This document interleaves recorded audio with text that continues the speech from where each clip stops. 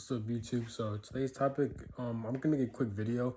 I'm tired, I'm sleepy, but I want to get this off my mind. It's been going on in my mind for a while, so I pretty much feel guided to make this video. So, um, today's topic, I'm gonna talk about embracing the unknown and having faith and keep working on yourself when it comes to romantic love, romance, connections, and stuff like that.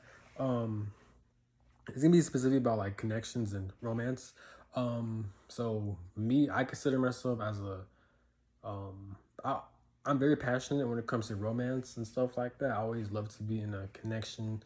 I love to be in a romantic relationship like that. I just love the idea of like you're living in this world and like there's someone you could actually pour your love into, you know, where you two could like explore in this world together, just share your deepest secrets or even secrets, but just being intimate with someone, you know. But not only that, but people like to call it hopeless romantic. I don't like wordings or like what's I don't like phrases or shit like that or like labels, I mean, but I guess people like to call that. But I just feel like I have a lot of love to give.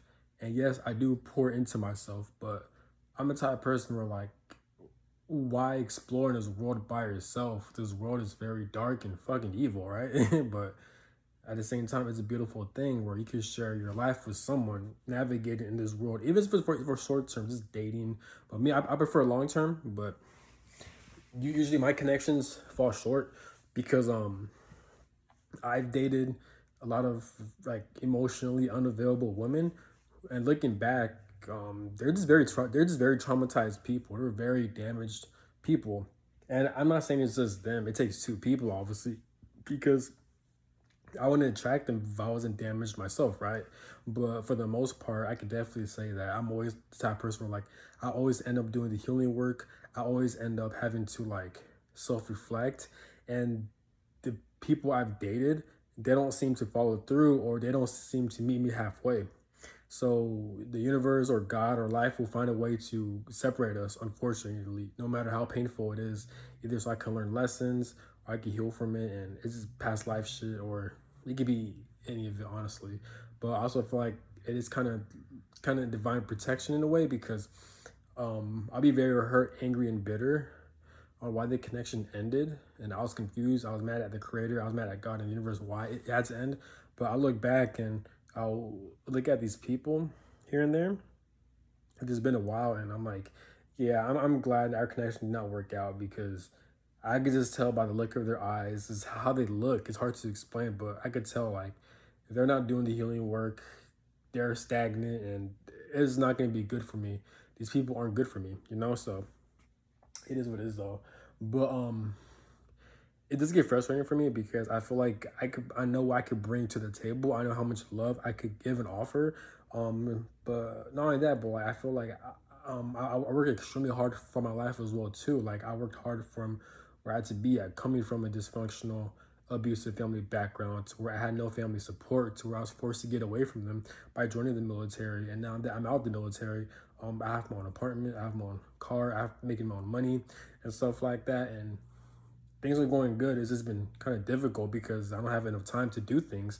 But for the most part, like I'm very blessed and I'm very thankful that I'm able to put myself into this position to where I'm independent, where I'm away from toxicity and abusive situations, right? But I just feel like it would be nice if I could share my life with someone. It doesn't have to be long term. It could just be like dating or just, But I prefer long term. But so um, I tend to like hope and worry about that a lot, but what I've realized is that because I have right now I have things to where I can really put my energy and focus on. I'm a I got barbering. I got like hair cutting. I want to do like cosmetology, barbering and stuff like that. I am enrolled full-time student as a cosmetologist. Taking cosmetology program. I am a full-time student. I'm sorry, I'm tired, but as far as that school is gonna last for about a year long. I'm also trying to pursue my CDL truck driving license. So I'm trying to study on that. I'm trying to grow my YouTube channel by making videos to help a lot of people. What else? And just trying to increase my income and stuff like that. Trying to learn how to live independently, learning about like bills and how to manage money and stuff like that. Um, so yeah, so far my life is looking pretty good. It's heading to the right direction, honestly. I just got to be consistent and remain disciplined. But it's been kind of hard, man. It's hard to manage my time because the days go by so fast, and I pretty much work every day. Like either I'm working or I'm going to school. I go to school from Monday to Friday from 9 a.m. to 4:30 p.m. And then I work on the weekends, Saturdays and Sundays. Sometimes I work on the weekdays, probably like 2 or 3 times on the weekdays, but I always work on the weekends. So pretty much I have no days off pretty much. But hopefully my schedule will get settled down soon. But at the end of the day, the reason why I'm doing all this because I'm fresh out the military and I'm trying to get situated with my housing, which I am and all that. But like it's just there's a lot of uncertainty, so I don't want to like be behind to where I miss my monthly rent or like I'm missing payments and I'm just fucked up, you know. So, but no, but so far everything's good. I just wish I could take a break, you know, but life is happening fast. It's probably because of my Saturn return. I'm 28. Saturn is going to Aries. I have a Saturn in Aries, so most likely it's my Saturn return coming to the surface.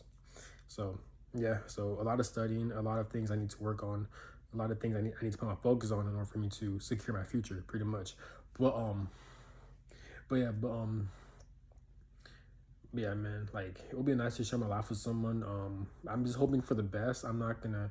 It does get frustrating. I do get angry and pissed off. It is frustrating when especially when you have high hopes and you know what you could bring to the table. You're doing a lot of healing work, but you just keep attracting like emotionally unavailable women or just people who aren't good for you. You know, so looking back at my connections, I always had either women who were very emotionally unavailable and or they weren't really doing anything with their life to where they're happy. You know, I'm always dealing with women who aren't happy or they're not doing the healing work or they're not self-aware. And it always forces us to have conflict to where I'm forced to get away from them, you know? Not saying I'm perfect. It takes two people, but like I said, for the most part, I have to get away from them. So I don't know. Hopefully there's women out here that's mentally stable. You know, it's hard to believe, but I'm not gonna lie. Like I am feel kind of like pessimistic about most women in this world, at least in America. I'm not sure how it is in different countries, but like just a lot of women, they seem very damaged, you know. So I'm gonna give them the benefit of the doubt. I'm gonna keep working on myself, and maybe the more better I work on myself, hopefully I'm able to attract a female that's at my wavelength. You know what I'm saying? So but yeah, but just the idea and possibility before I die that knowing that it is a possibility that I can meet someone at my wavelength when it comes to romance, man, it's such a great feeling in the world to where, that man, like I can't wait to experience that. It's gonna be fun, it's gonna be amazing. I'm excited, I feel like it is part of my life path to be in a romantic connection because I've always loved being in one. I'm always passionate about one, and my life, based on the shit I've experienced, clearly God wants me to experience being in a romantic connection clearly because God forced to put me around a lot of narcissistic, fucked up people. It's where I had to get away from them, like family. I had to get away from them. Friends that betrayed me, I had to get away from them. And most women who are emotionally unavailable, who ain't shit, I gotta get away from them, So it makes sense that in this lifetime, I am meant to have a romantic partner that's actually good for me, right? Um, so, but yeah, I'm excited though. Just a possibility, and that I just gotta keep focusing on my goals, and then you never know. Maybe I might attract a woman in my dreams. You know what I'm saying? So, I'm really excited about that. But yeah, I'm not gonna lie. I'm kind of bitter. I'm kind of like angry and upset, and just shocked and just confused on like the past women I've dealt with and how it's so easy for them to either betray me or to leave the connection. Even though we were solid. We had so many high goals, like a lot of future plans. I've done a lot of things for them and stuff like that. Things were good, but it's just crazy how easy they are to give up, and because of their trauma, because they're not doing the healing work. And you could put on like you put on a front all you want. You could portray yourself a certain way, But at the end of the day, your trauma, your lack of healing work will come to the surface eventually, whether it be through a connection, an opportunity, or any type of life situation. It will expose you in some way. Also, when it comes to spirituality, this kind of off topic, but I want to get this on my mind. When it comes to spirituality, I've noticed a lot of YouTubers, they have a lot of spiritual knowledge and spiritual information, especially tarot readers. Either that or they're able to attract a large audience because they have the energy. So I see a lot of tarot readers who have like over like 100,000 subscribers. They're making money online. They have so many clients, and I could tell by the look, how they look, how they talk, or even the things they're talking about. I could tell that these are the same people who aren't doing the healing work, or they're nowhere near their healing path to where they're not even self-aware of their trauma, or they don't have the courage or the strength to even heal their trauma. They're not doing the healing work. You can have, and that manifests in them attracting the audience at surface level, or tricking the audience, or having them to put on a certain front, or portray a certain way and on how they should act. They have no depth, and they like to make up lies and scenarios when it comes to their spirituality, so they get attracting the audience, so they get beat off of their codependency. That's how they get profit off their clients and stuff like that. It's a lot to explain, but that's part of it. But and I've noticed this, and I've also interacted with, and like I said, like I've actually interacted and even dated women who were spiritual, who had a lot of spiritual knowledge and information, but they weren't doing the healing work. They were emotionally closed off. They had a lot of trauma, and that overtakes them. So what I'm saying is that what I've realized is that you could have a lot of spiritual knowledge and information and gifts and talents when it comes to spirituality. You can even make a lot of money, and you can easily attract clients like with their spiritual information. But at the end of the day, if you have a lot of trauma, if you're not doing the healing work necessary, or you're bypassing your trauma, then eventually you're not really winning in life. You're not really like you're not really, what's the word? Like, you're not really living life. Yes, in the material world, it may look like you're winning because these people, they're getting a lot of money, they're able to take care of themselves, but evil as people, corrupt people, even pedophiles who rule over this world, corrupt government, they rule over this world, and they're very evil. But they make a lot of money. They're able to support themselves, but look how fucking evil they are. So even I was watching a couple of videos, and this person mentioned that in this realm, in this human experience, it's very tricky, because she mentioned that you can make a lot of money in this realm. You could really be successful in the material world, but spiritually, you could be very cruel and very corrupt. And that's how this human experience operates. And so she was talking about, like, when it comes to karma, how you get confused, or how people get confused on like how evil people or narcissistic people can get away with a lot of things. And that's one of the reasons why they're not really getting away with it, but because we live in a realm where you could get away with being a piece of shit person, and you could get away with it and be successful. But spiritually, you have a lot of karma on your plate, and spiritually, you're not doing the healing work, and spiritually, like, you're fucking up pretty much, and all that karma's gonna catch up to you. But also, you can have a lot of spiritual information, make money off of it, whatever, but you're not going to be happy, and your connections aren't going to be good, because you're going to keep fucking up the connections because you're not doing the healing work pretty much. It doesn't have to be spirituality. It can be anything in life pretty much. Eventually it will catch up to you. So yeah, so I've noticed that, especially with a lot of tarot readers. Honestly, when it comes to tarot readers, I don't watch tarot like that anymore because I don't trust them. I always see a pattern with tarot readers. A lot of tarot readers, especially the ones with large followings, most tarot readers have a lot of large followings, either from the 50K range to 120 to 200 range, like 200,000 range. But they all talk about the same thing. They all talk about romance. They all talk about love. They all talk about their ex. They all talk about like how people view them. They either make made up stories to where they can make the audience feel good, or they give the audience false hope to where to see what their ex is doing, so they can like feed off of their codependency and off of their trauma, off of their heartbreak, and that's how they're able to bring them back in, and they can make money off of that and recognition for that.